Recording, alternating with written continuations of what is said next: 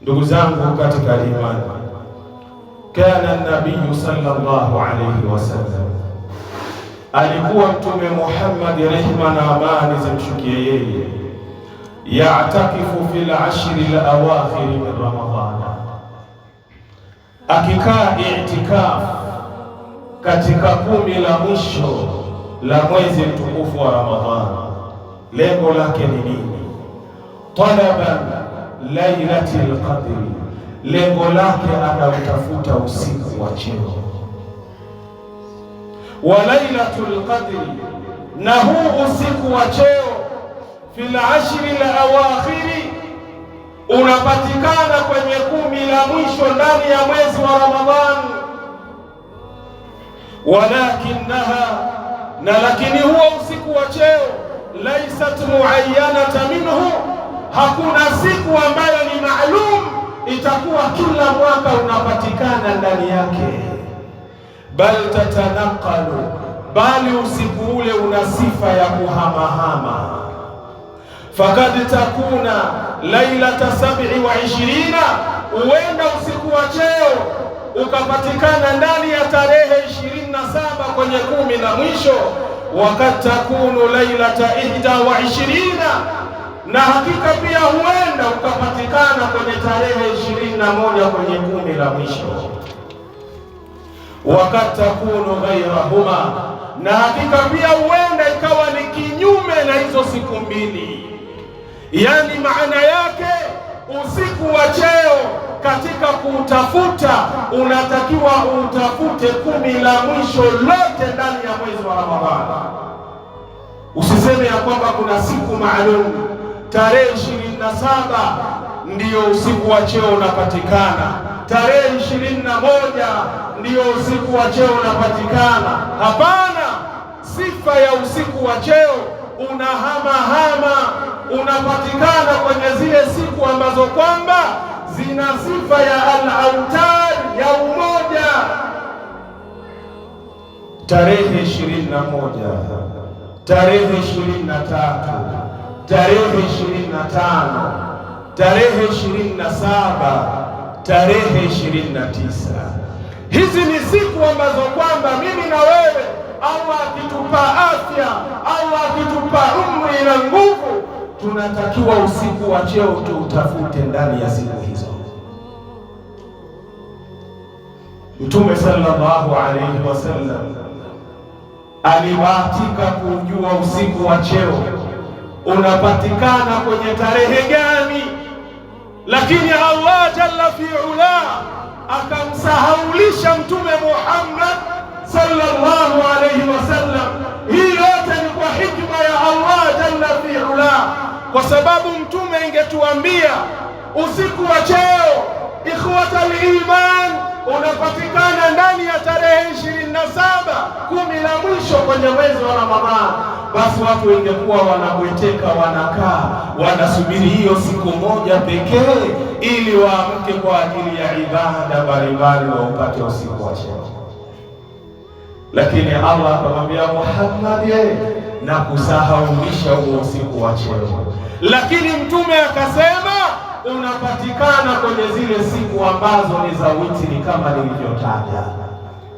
Sasa kama unahitaji usiku wa cheo, ndugu yangu katika imani, 10 la mwisho bado siku 2, pambana, ng'ang'ana uweze kukaa i'tikaf ndani ya nyumba za Allah. I'tikaf sio kwenye nyumba yako, i'tikaf fil masajid, inakaliwa kwenye misikiti. Tunajitenga na wake zetu, tunajitenga na vitanda vyetu, tunajitenga na starehe zetu, tunaingia ndani ya nyumba za Allah. Unaingia kwenye ile tarehe 20 kabla jua halijazama, ndio unaanza i'tikaf, hautoki mpaka mwezi unaonekana. Hii ndio i'tikafu ambayo Mtume sallallahu alayhi wasallam alikuwa akiifanya. Wake zake anaonana nao siku ile ambayo mwezi umeonekana.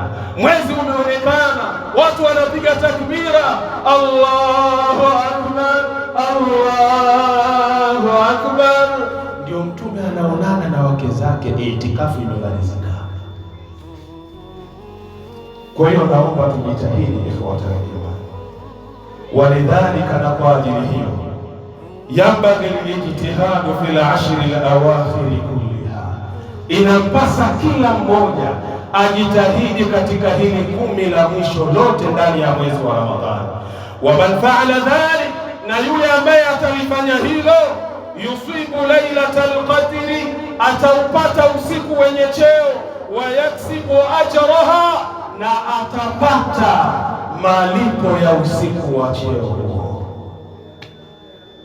Ikhwata al-iman, tusidanganyane ya kwamba usiku wa cheo ni jinyota kubwa ambalo kwamba linapita ndani ya usiku huo. Inna lillahi wa inna ilaihi rajiun. Hakuna jinyota kubwa litakalopita siku hiyo, bali usiku wa cheo, ikhwata al-iman, Allah ameuelezea usiku huo kunakuwa na amani, kwa sababu ni usiku ambao malaikatur rahman wanatembea ndani ya usiku huo wakiwa wanaongozwa na jemedari ambaye ni nani? Jibril alayhi salam. Kwa usidanganye watu bwana, ni jinyota kubwa ukawaambia watu wallahi nimeona Lailatul Qadr. Umeiona ikoje? Bonge la nyota limepita. Umuongo, hiyo sio Lailatul Qadr. Wa Lailatul Qadr, na huu usiku wa cheo, tabadau min ghurubi shamsi, unaanza tu linapozama jua, watantahi bitului alfajri, na unamalizika pale kunapoingia alfajiri.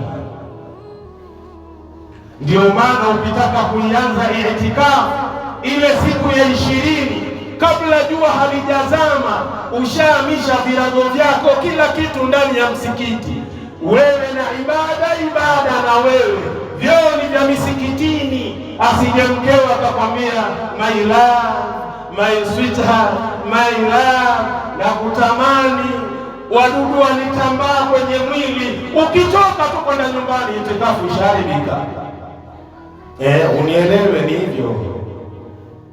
Hii tunayokuja hapa tukawa tunaswali qiyamul layl katika zile siku 10 zile, si itikafu baba. Ile pale tunasimama kwa ajili ya ibada, ni kwa sababu kule nyumbani huna uwezo wa kusimama kisimamo kirefu, kwa sababu hujahifadhi Qur'ani vyema. Lakini haimaanishi ya kwamba Lailatul Qadri, usiku wa cheo ukipita, ya kwamba we haumo. Umo ndani, kwa sababu itakuwa uko ndani ya ibada. Shekhe, tuelewana? Sasa ikiwa mathala uko ndani ya ibada, usiku wa cheo umekupitilia, Allahu akbar, unahesabika ni miezi 1000 umefanya ibada, miaka 83, na yawezekana maskini ya Mungu hata miaka 80 usifike, lakini tayari ushahesabiwa wewe ndani ya miaka 83 umedumu kwenye ibada. Badilisha sasa. Lailatul Qadri inakupitia ndugu yangu, uko juu ya kiuno cha mwanamke wa zinaa. Subhanallah. Lailatul Qadri inapita ndugu yangu, uko na chupa ya pombe, umeshika bangi, unafanya mambo ya haramu, yani unahesabika ni sawasawa miaka 83 ulikuwa unakunywa pombe, ulikuwa unazini, ulikuwa unavuta bangi. Allah tuhifadhi na matatizo kama haya. Ikhwata al-iman, ndugu zangu katika imani, wa man qamaha, na yule ambaye atasimama kwa ajili ya ibada ndani ya usiku wa cheo, kutiba lahu ajruha, ataandikiwa na Allah ujra, malipo yake, walau lam ya'lam biha, hata kama hafahamu kama amepitiwa na usiku wa cheo, hata kama haujui usiku wa cheo umekupitia, lakini maadamu ulikuwa ndani ya ibada, Allah anakuandikia malipo na ujra wako. Allahumma ja'alna minhum.